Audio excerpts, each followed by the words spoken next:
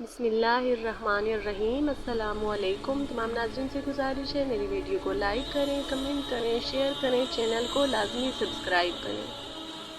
ابو العاص کا تعارف۔ ابو العاص بن ربیع حضرت ام المومنین حضرت خدیجہ رضی اللہ عنہا کی ہمشیرہ خالہ کا بیٹا تھا۔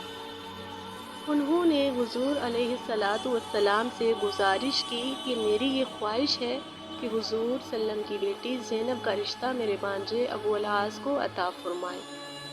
سرکار دو عالم صلی اللہ علیہ وسلم اپنی وفا شوہر رفیقہ حیات کی بات ٹالا نہیں کرتے تھے، چنانچہ حضور صلی اللہ علیہ وسلم نے ان کی خواہش کا احترام کرتے ہوئے یہ رشتہ دینا منظور کر لیا۔ حضرت خدیجہ رضی اللہ عنہا ابو العاص کو اپنے فرزند کی طرح عزیز رکھتی تھیں۔ اللہ تعالیٰ نے جب اپنے محبوب بندے کو شرف نبوت سے سرفراز فرمایا تو حضرت خدیجہ رضی اللہ اور آپ کی ساری صاحبزادیاں حضور صلی اللہ علیہ وسلم پر ایمان لے آئی، لیکن ابو العاص اپنے آبائی عقیدہ پر قائم رہا۔ حضور صلی اللہ علیہ وسلم نے اپنی دوسری صاحبزادی حضرت رقیہ یا ام کلثوم کی شادی اپنے چچا ابو لہب کے بیٹے عقبہ سے کر دی۔ نبی کریم صلی اللہ علیہ وسلم نے دین تبلیغ شروع کی تو مکہ کے رؤسا جو پہلے حضور صلی اللہ علیہ وسلم پر سو جان سے فدا تھے، وہ خون کے پیاسے بن گئے۔ انہوں نے باہم مشورہ کیا کہ تم لوگوں نے ان بچیوں کے رشتے لے کر انہیں اس فکر سے آزاد کر دیا ہے اور اب فارغ ہو کر تمہارے بتوں کی بیخ کنی میں لگ گئے ہیں۔ ان کی بیٹیوں کو طلاق دے کر ان کے گھر میں بٹھا دو۔ جب وہ اپنی جوان بیٹیوں کو اپنے گھر اجڑ کر بیٹھے ہوئے دیکھیں گے تو خود ہی ان کا دماغ درست ہو جائے گا اور ہمارے عقیدے کے خلاف جو مہم انہوں نے شدت سے شروع کر رکھی ہے وہ ماند پڑ جائے گی۔ چنانچہ ان کا ایک وفد ابو العاص کے پاس گیا اور اسے کہا کہ تم زینب دختر محمد صلی اللہ علیہ وسلم کو طلاق دے دو، اس کے بدلے میں خاندان قریش کی جس دوشیزہ کے رشتے کا تم مطالبہ کرو گی اس کے ساتھ تمہارا عقد زواج کر دیا جائے گا۔ اس نے دو ٹوک جواب دیا کہ میں اپنی رفیقہ حیات کو کسی قیمت پر جدا کرنے کے لیے تیار نہیں اور نہ مجھے اس کے عوض کوئی دوسرا رشتہ پسند ہے۔ سرکار دو عالم صلی اللہ علیہ وسلم اس کے اس جواب پر اس کی تعریف فرمایا کرتے۔ پھر وہ وفد عقبہ بن ابی لہب کے پاس گیا اور یہی پیشکش اس کے سامنے پیش کی۔ عقبہ نے کہا اگر تم مجھے ابان بن سعید بن العاص یا سعید بن عاصم کی لڑکی کا رشتہ دو تو میں اپنی زوجہ دختر محمد صلی اللہ علیہ وسلم کو طلاق دینے کے لیے تیار ہوں۔ چنانچہ اس بدبخت نے طلاق دے دی اور اس کا عقد نکاح سعید بن عاصم کی بیٹی سے کر دیا۔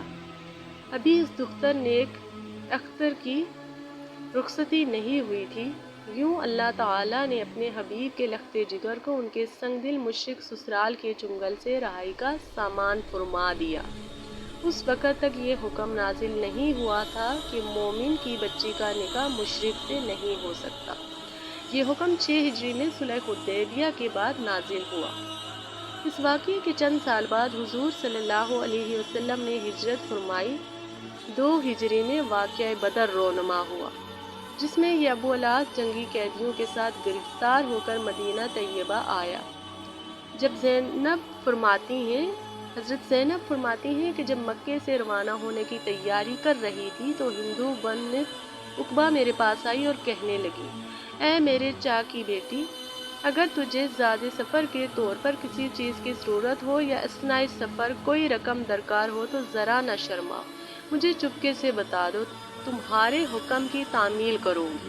آپ کہتی ہیں کہ اس کی پیشکش بھی تھی اور اس سے مجھ کو دھوکہ نہیں دینا چاہتی تھی، لیکن میں نے اس کے سامنے اس راز کو فاش کرنا مناسب نہ سمجھا اور بات کو ٹال دیا۔ جب آپ نے تیاری مکمل کر لی تو ان کے خاوند کا بھائی کنانہ بن ربیع سواری کے لیے ایک اونٹ لے آیا، اس پر آپ سوار ہو گئیں۔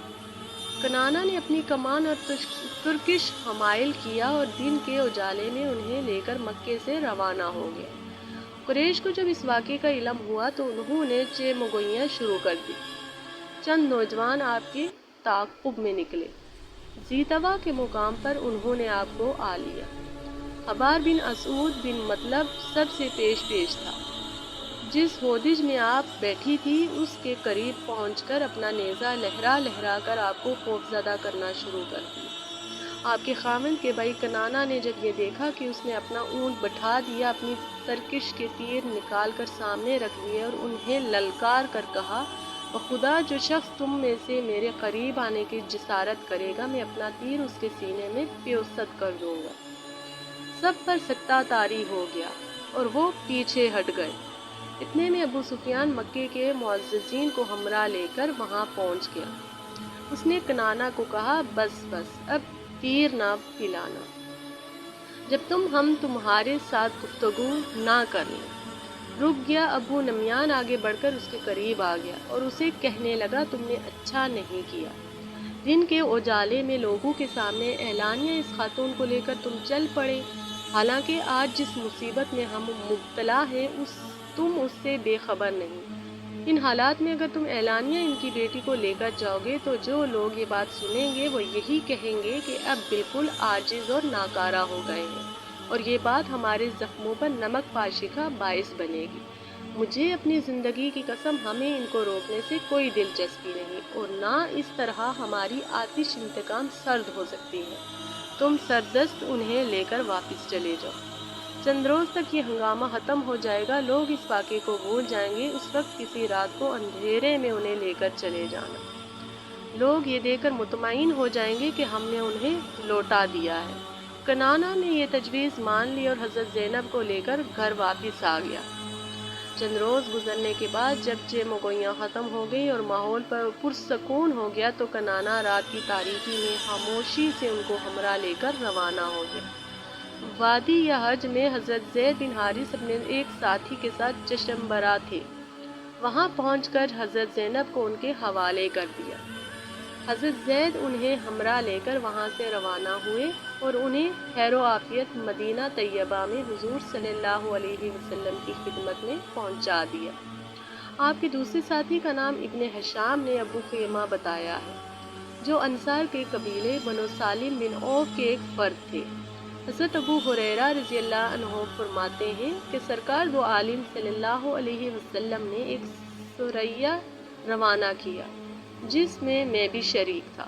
ہمیں رخصت کرتے ہوئے حضور صلی اللہ علیہ وسلم نے فرمایا، اگر حبار بن اسود تمہارے قابو میں آ جائے تو اسے اور اس کے دوسرے ساتھی کو جنہوں نے میری بیٹی کو اذیت پہنچائی آگ کا الاؤ جلا کر انہیں اس میں پھینک دینا تاکہ وہ جل بھن کر راکھ ہو جائیں۔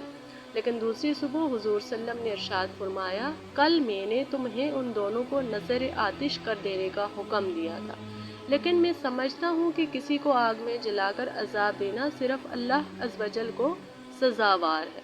اگر تم ان دونوں قیدیوں